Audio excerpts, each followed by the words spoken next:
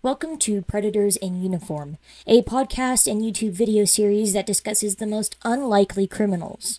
People who wear uniforms swearing to protect us against all threats, but who are really a wolf in sheep's clothing.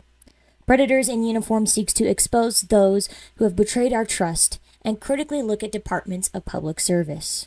This is Episode 1, Christopher Dorner. Christopher Dorner was born June 4th, 1979, where he would grow up and spend most of his life in the southern part of California. Dorner would grow up as most kids did, though he faced plenty of trials in school, mainly tied to racism. Dorner claimed that he was the only black kid at his school from 1st to 7th grade. Naturally, this led to a lot of conflict resulting from racial discrepancies and injustices. Thankfully, Dorner was able to make his way through grade school, where he moved on to high school and later college, receiving a degree in political science with a minor in psychology. After graduating from Southern Utah University in 2001, Dorner went on to become a United States Navy Reserve Commissioner. His goals and dreams carried him into a career where he could help better his country and ensure that people were protected, not harmed. Ironically, his actions would do quite the opposite. With a military career beginning in 2002, Dorner was honorably discharged in 2013 after an extensive career. From 2004 to 2006, Dorner commanded a security unit for a Naval Air Station Fallon in Nevada. From there, he was deployed to Bahrain with the Coastal Riverine Group in 2007. In the end, Dorner left the Navy ranked as a lieutenant. Aside from military accolades, Dorner went out of his way to help others and prove that he was an honorable citizen. Whatever doubts people had about him, he wanted to put them to rest. And for a long time, he did. Dorner never gave anyone a reason to speculate what his true character was like. In fact, while he was still deployed, Dorner and a colleague discovered a bag containing $8,000 in it. The bag ultimately belonged to a nearby Enid Korean Church of Grace. Instead of pocketing the money, which would have been easy to do, Dorner turned it in to police. When asked why he didn't just take the money, Dorner replied, quote, "The military stresses integrity. There was a couple of $1,000s, and if people are willing to give that to a church, it must be pretty important to them." End quote.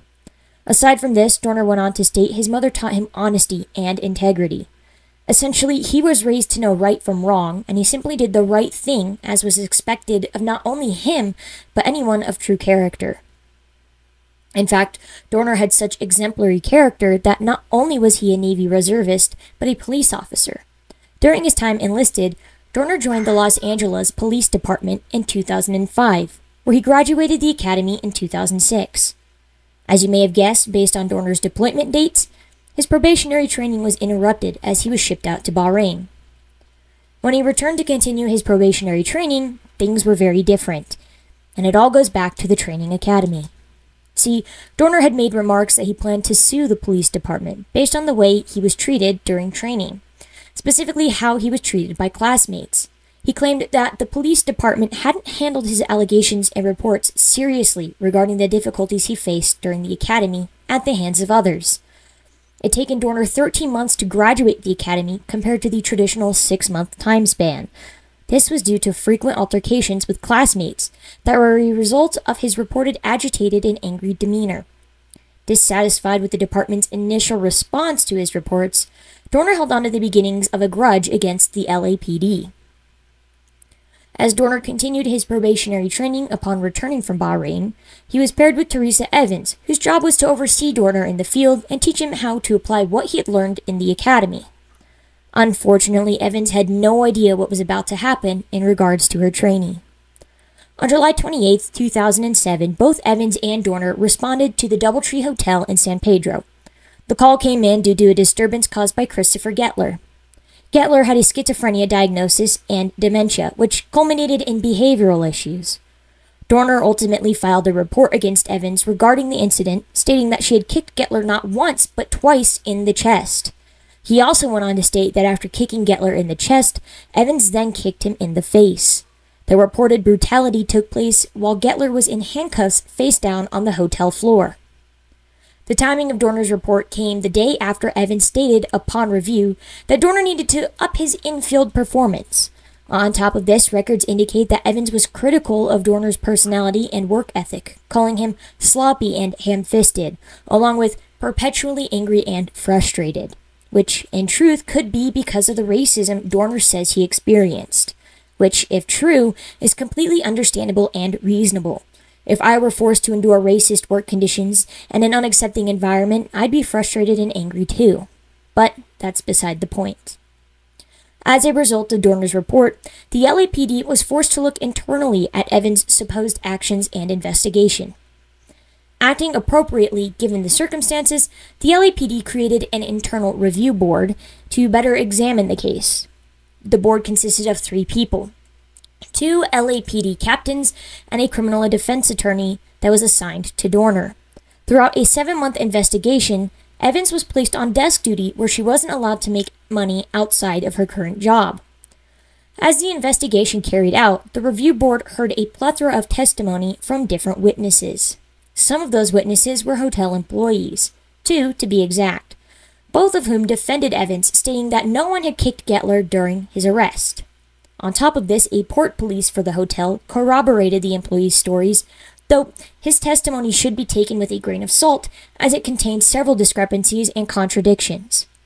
Additionally, Gettler was given treatment when at the station for the injuries to his face, but he never mentioned being kicked. In fact, it's likely the injuries were self-inflicted as a result of his mental health crisis. Despite this, Gettler's father testified that later in the day, Gettler did claim to be kicked. In fact, during a taped interview with Dorner's attorney, Gettler admitted to being kicked. Yet, his in-person testimony, Gettler gave responses that were generally, quote, incoherent and non-responsive, end quote. This isn't surprising, given his condition. With schizophrenia and dementia, his mind was a jumbled mess that was incapable of properly ordering thoughts in any type of organizational manner, as is common with such diagnoses. Given the testimony and witness statements, it became clear that Dorner's allegations against Evans were false, at least to the LAPD. Upon this conclusion, Dorner was promptly fired from the LAPD. Enraged by the decision, Dorner attempted to appeal the LAPD's decision 2 separate times, but both times was denied. Dorner wholeheartedly defended himself, stating that he was, in fact, telling the truth. Yet, he couldn't provide any evidence supporting his claims and denying the evidence presented in support of Evans. Later, it was revealed that up to 8 officers in the LAPD department had violated the use of force policy. Based on my research, it doesn't appear that Evans was one of them. All 8 officers were disciplined for their transgressions, but it gave enough doubt to Dorner's case that audiences today believe that Dorner may have been correct in his accusations. I, for one, have my doubts for both arguments. Gettler's inability to recall whether he was kicked could be a result of his mental illness. It could also mean that it simply never happened. On top of this, witness testimony is notoriously unreliable. However, testimony in this case was heavily corroborated. Regardless, Dorner's true nature was revealed after the incident through an 11,000-word manifesto posted to Facebook. Within the manifesto, he discussed his motivations and plans to enact revenge on the LAPD. The manifesto contained at least 40 law enforcement officers, all of whom Dorner was reportedly able and willing to kill. A quote from the manifesto reads, "I know most of you who personally know me are in disbelief to hear from media reports that I am suspected of committing such horrendous murders, and have taken drastic and shocking actions in the last couple of days," the posting began. "Unfortunately, this is a necessary evil that I do not enjoy, but must partake and complete, for substantial change to occur within the LAPD and reclaim my name. The department has not changed since the Rampart and Rodney King days. It has gotten worse." End quote. At the time the manifesto was posted, Dorner had already begun his killing spree, and was a prime suspect for the onslaught of murders. Because of the killings and manifesto, current LAPD police chief Charlie Beck reached out to Dorner through media outlets, stating that he'd review the investigation to ensure that Dorner wasn't terminated due to racist colleagues, which was all Dorner wanted in the first place.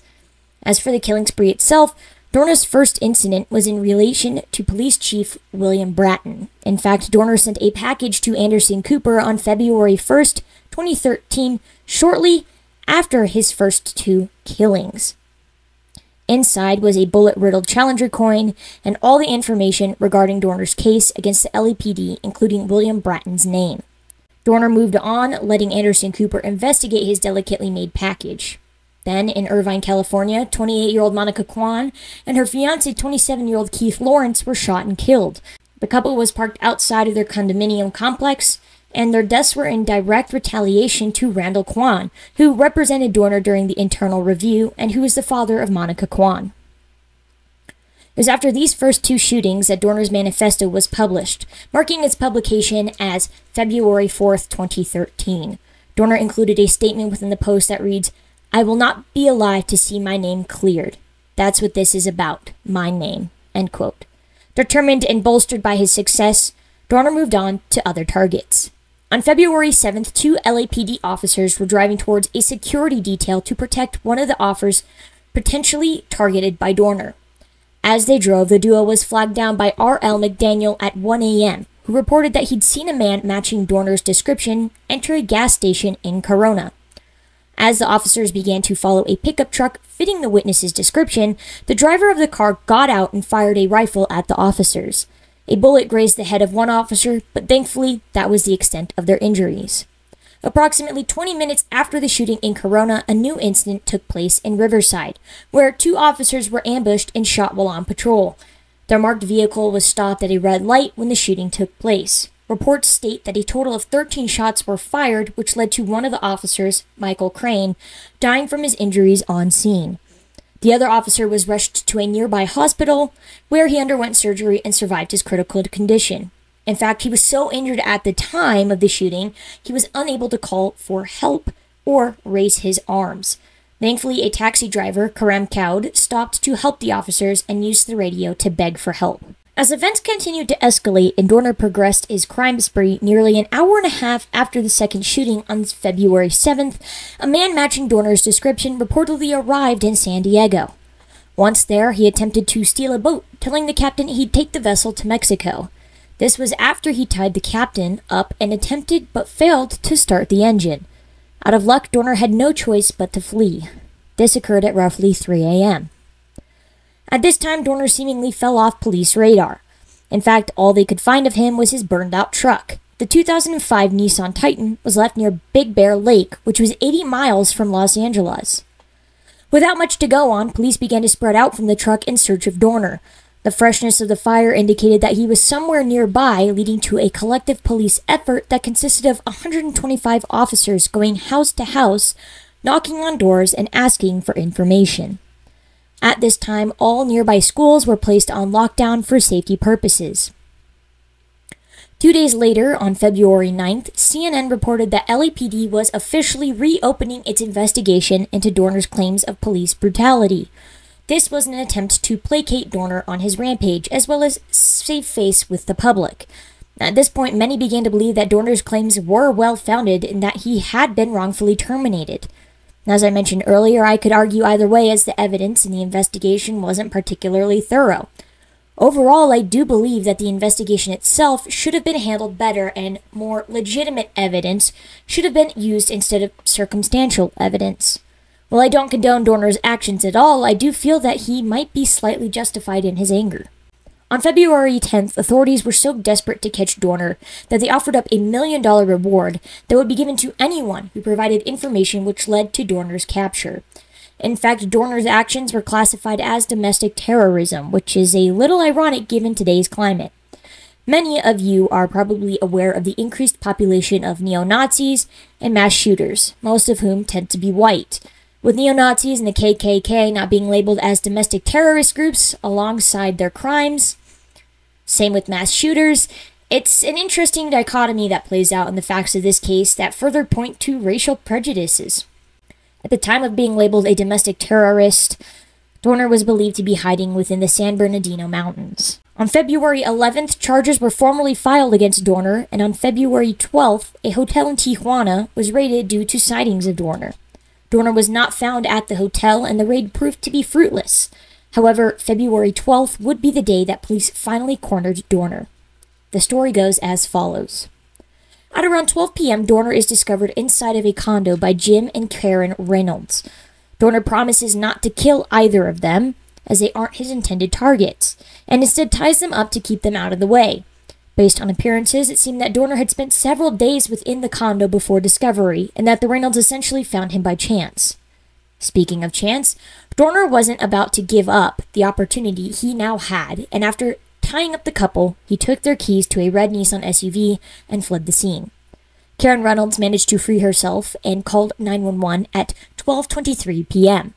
Later, at about 12:45 p.m., the missing red Nissan SUV is spotted by Fish and Wildlife officers.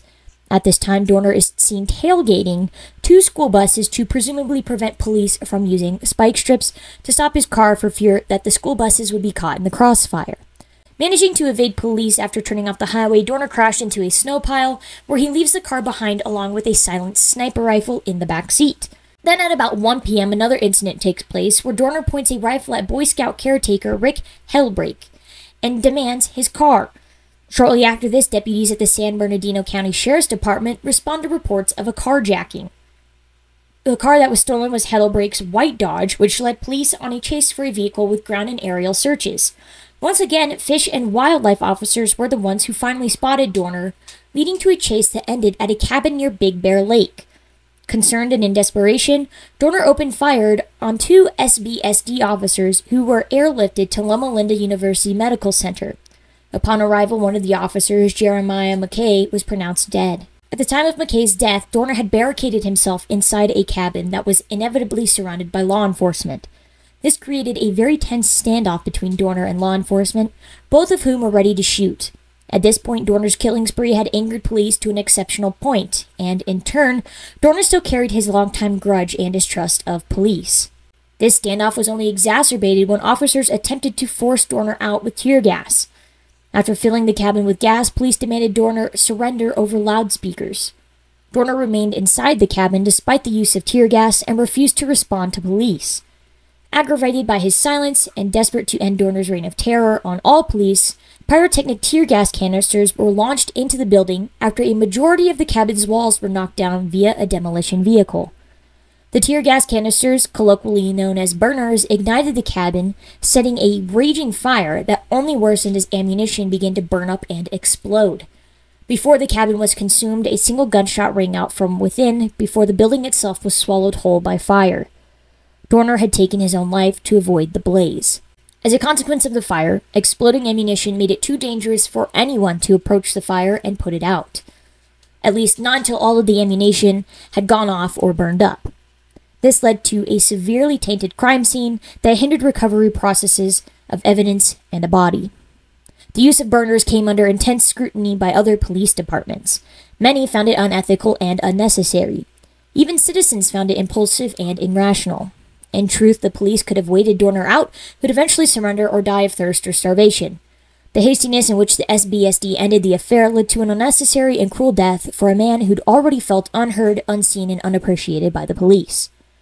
As the blaze came to a smolder and then a pile of ash, police refused to confirm whether or not Dorner's body was in the charred remains of the cabin.